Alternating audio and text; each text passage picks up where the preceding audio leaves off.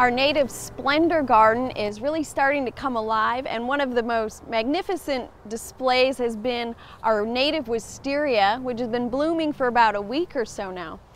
The native wisteria is called Wisteria macrostychia, and it produces these beautiful chains of purple-blue flowers, just like the Asian counterparts. And one of the differences, the native wisteria blooms slightly later, and so we have less of a chance of the flowers being frozen off from a late spring freeze. So it's a more reliable bloomer for us.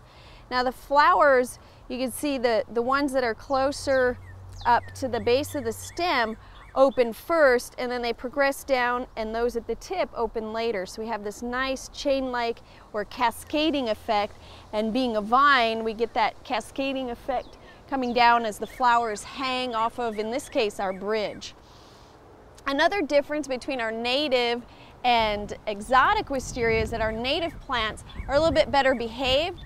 They grow to about 25 to 30 feet, and they tend to not sucker as much as our Asian wisteria.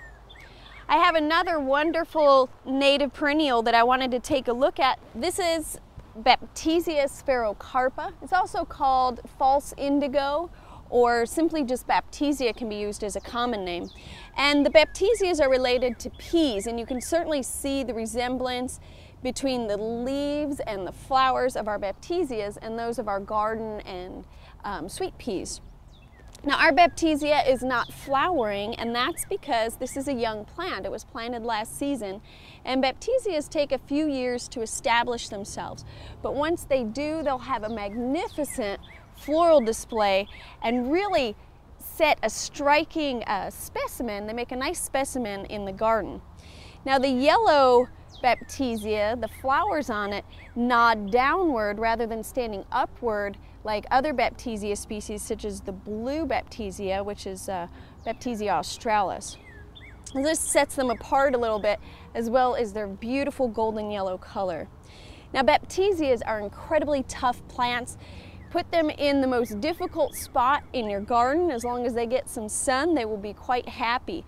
They do have a very long taproot, and this makes them very drought tolerant, but it also makes them a bit susceptible to transplanting. They really don't transplant very well, and they don't divide well, which is okay because this is one of those rare garden gems. The Baptisia actually stay where you put them. They don't spread around throughout your garden. It'll produce a nice, about 3 foot tall clump and fill out very nicely. Now I mentioned our other species, the blue Baptisia, and that's Baptisia Australis. This plant was named the 2010 Perennial Plant of the Year by the Perennial Plant Association. It is also native to the United States, to the eastern part of the country, and it has these beautiful deep blue-violet flowers, and they're produced on racemes that could be 10 to 12 inches long. Now all the Baptisia will flower for about 3 to 4 weeks, so they put on a pretty good floral display for a perennial.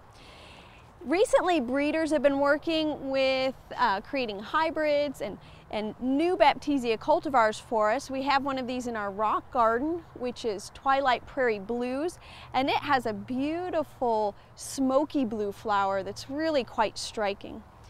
Now the Baptisia are all very tolerant and hardy and adaptable, and they make a really nice specimen. They also work good to anchor the edge or back of a sunny border or a bed. They also work wonderfully in a cottage-style garden. They attract a number of butterfly species and are relatively disease and insect-free.